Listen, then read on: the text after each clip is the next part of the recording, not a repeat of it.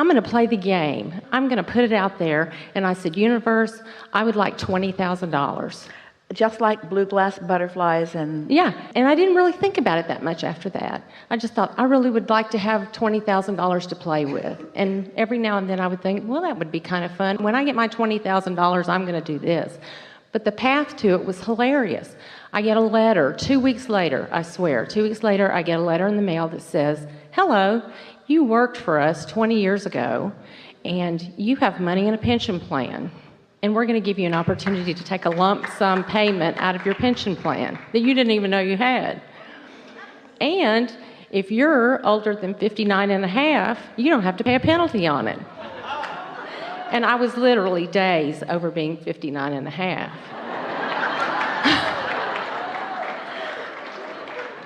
So I get a lump sum payment for $22,000.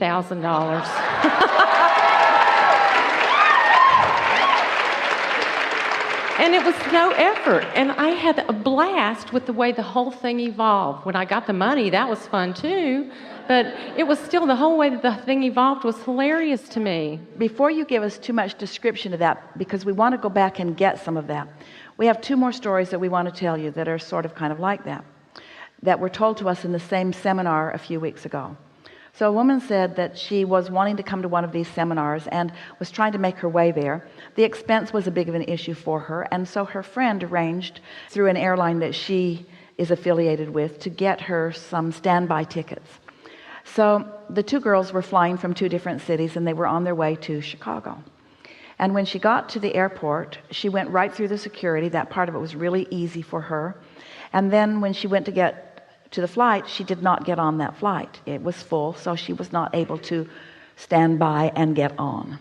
So then she did not feel discouraged. She was thinking that the next one, it would happen for her, but the next flight came and she didn't get on it either. So she's still feeling optimistic and very appreciative of her friend. She calls her friend, who is getting ready to board her flight in another city, and said, well, I didn't get on either of these flights. Do you have any suggestions? And her friend said, well, maybe you could fly to New York, and maybe there would be more flights from there to where you want to be.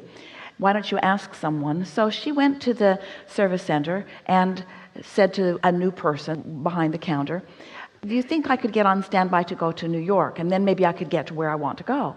And the woman behind the counter said, well, where do you want to go?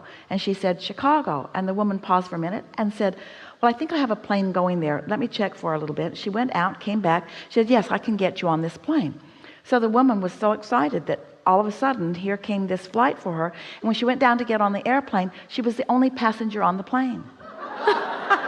There was a flight crew, there was a pilot, there were flight attendants. She was the only passenger on the plane. And the flight attendant stood in front of her and did the safety announcement. And then the pilot came on the intercom and said, ma'am, addressed her directly. And in the same seminar, another woman said she wanted to come to the gathering, couldn't figure out where she was going to get the money, talked to her friend about it, who had introduced her to Abraham and to law of attraction. And they were being very playful about it, as you were describing yourself.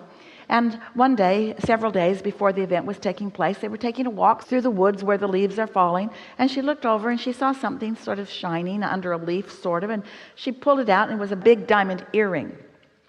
Couldn't possibly be real. It's too big to be real, but it was a $9,000 diamond. And so she had no problem making her way to the seminar.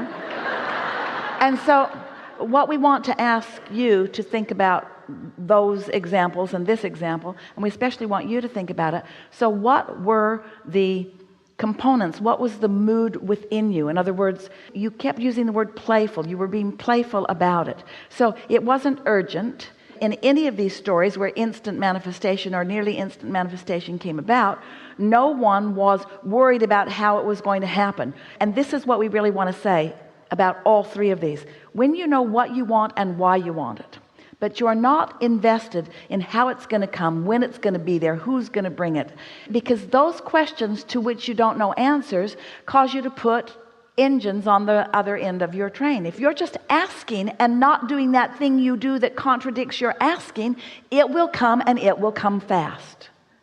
And so once you have experiences like that, and another and another and another, after a little while you start to recognize the formula. And this is the thing that someone else listening into a story has a harder time getting, because the formula that we want you to pay attention to is the emotional formula. It's the way you feel about it. In other words, when you say, I'm playful about it, anyone listening to you talking about how fun it would be for $22,000 to just come, they may or may not be feeling playful. They may really need the $20,000, or they may not believe that it could come. And that's what you talked about that I listened to that started the whole thing. It would just, I guess it clicked for me finally. And that's why we say start with something easy. And by something easy, it means something that you haven't beaten to death with your doubt. Something that you're not so wadded up in that you can't find a breakthrough. Start with easy things and let the universe show you. The universe will show you the following. The universe will show you, you are your inner being's object of attention. You have our undivided attention. And we mean that. Only you are the divider of the energy. Only you can split the energy. So we wrote a whole book about that. When you ask, it is given. Question is, how do you receive the impulse? How do you be in the right place at the right time? There are people that get those letters and don't even open them. A person in a funk might even see that as junk mail. There are all kinds of things that keep you from receiving what you are wanting. Well, you had talked about being kind to yourself and be easier and rest more. And I had really started doing a lot of that. I'd been really busy, but I thought, I need to take some time for me. So I'm sitting on my back porch, and we live in the country, and it's beautiful. And I'm watching the birds, and I'm taking more time for myself. And in that part of my life... Are you saying to us, the most productive thing that you could possibly do in terms of getting everything that you want is to do things that feel good to you? And it's easy. It was easy. Yeah. Because this is the art of allowing, not the art of making it happen. This is the law of attraction, not the law of assertion.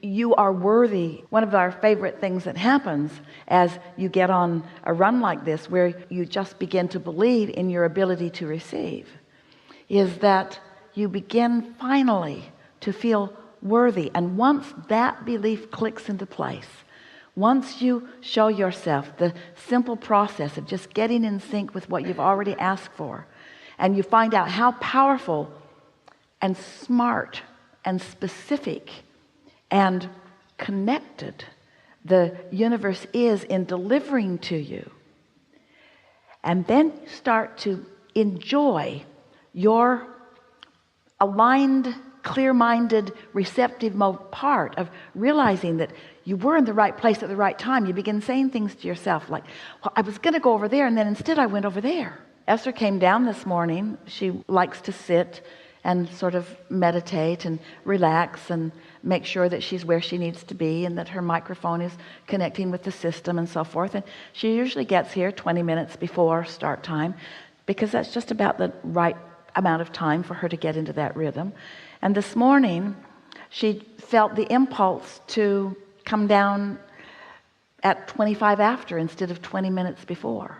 So she was 15 minutes ahead of usual. And she thought, don't know why. It's not what I usually do. Just felt like the thing to do. And she was miraculously ready 15 minutes early. That in and of itself is sort of like a world event. And then she was sitting there, and then the announcement is going to take the stairs. And Esther thought, somebody knew that was coming. Somebody knew that that announcement to take the stairs was coming. Somebody knew that my path of least resistance was to come down a little early rather than climb down the stairs at the time that I'd planned on coming. In other words, your source, your resources, there is so much information that is to your benefit. In fact, all of the information is only to your benefit. And so when you are nice enough to yourself to chill enough that you're in the receptive mode. Esther got the impulse and she didn't say, oh no, I can't go early.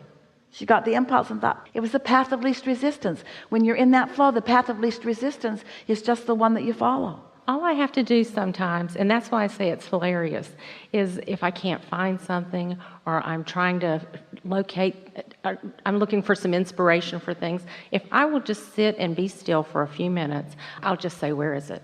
I can go straight to whatever it is I'm looking for. The be still is the operative word, because be still in your mind, which means no contradictory thought flowing, and then the momentum that's already established will take you to anywhere you want to be. There is nothing that you cannot be or do or have. Now that's worded a little awkwardly. You can be or do or have anything that you choose is a much nicer way of saying it, much more in alignment way of saying it. But in any way we say it and in any way you hear it, there are no limits for you. If this time-space reality, as you've been sifting through life, had the wherewithal to cause you to put something in the vortex, and it did, and universal forces and your inner being and the law of attraction have gathered up the cooperative components, and you are in that receptive mode, it must be, it must be, it must be. And so if something is not being, now you know the reasons why. You're trying too hard. I just wanted to say thank you. My life is wonderful, and I really appreciate it. Yeah, really good. Thank you.